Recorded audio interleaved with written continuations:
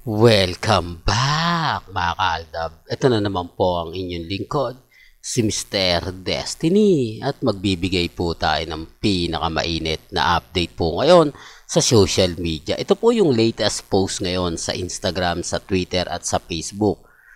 Kung matatandaan nyo, wala po si Mengay sa EAT kanina. Di po ba?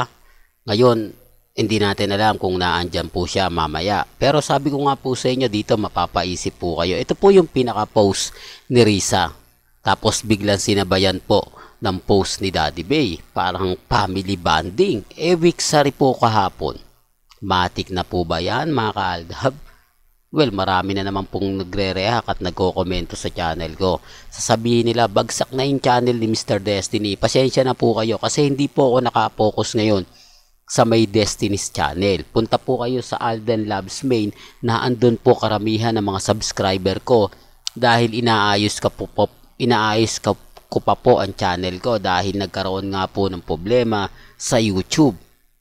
Huwag kayong mag-alala, etong October gaganda na po yung update natin sa dito po sa may Mr. Destiny. Pero kung gusto nyo po kasi ng pinaka-latest at talagang makikita nyong maraming mga viewers, punta po kayo sa Alden Labs main. Type nyo lang po sa YouTube yon, makikita nyo na mga kaaldab. Kaya nga po ako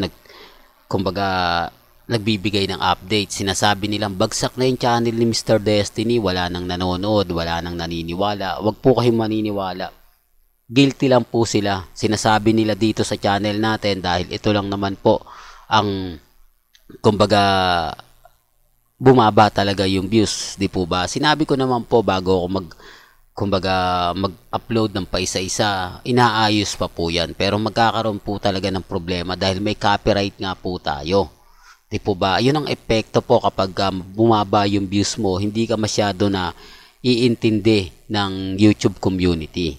Kaya nga po dun tayo sa Alden Labs main, kita nyo yung viewers dun talagang marami. Para lang klaro, para lang po sa mga nambabasag na mawawala na po yung channel natin, hindi lang po nila matanggap. At ito po yung update natin. Mapapaisip po ang mga netizen. Di po ba wala si Mengay, tapos yung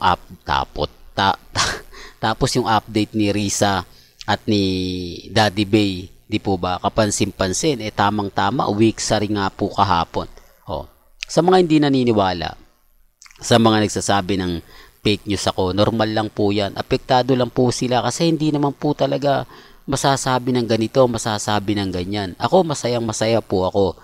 Lalo na po ito sa mga post nila ni Risa, post ni Daddy Bay. Di po ba? Umaayon naman po talaga sa kanila. Umaayon naman po talaga sa Aldab Nation. Ano man po yung sabihin nila, ano man po yung gawin nila, okay lang yan. Ang importante lang naman po dito mga kaaldab, maging updated po kayo.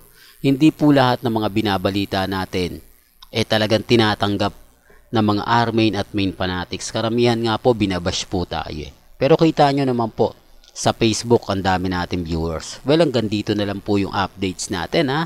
Kaya kung gusto nyo pa po ng pinaka-latest at mga sariwang update, abay tutok lang po kayo sa channel ni Mr. Destiny para updated po kayo sa mga bagong video po na ilalabas po natin maya-maya lang. Kaya kung bago ka lang sa channel na to at isa kang true-blooded Aldab Nation na nagmamahal po kila Mengay at Tisoy, tama po ang channel na pinuntahan mo. Kaya consider na po kitang bagong subscriber. At huwag mong kalimutang i-share ang mga video po natin sa mga mami, sa mga titas at sa mga senyor. Hanggang sa muli, salamat po sa panonood at pakikinig.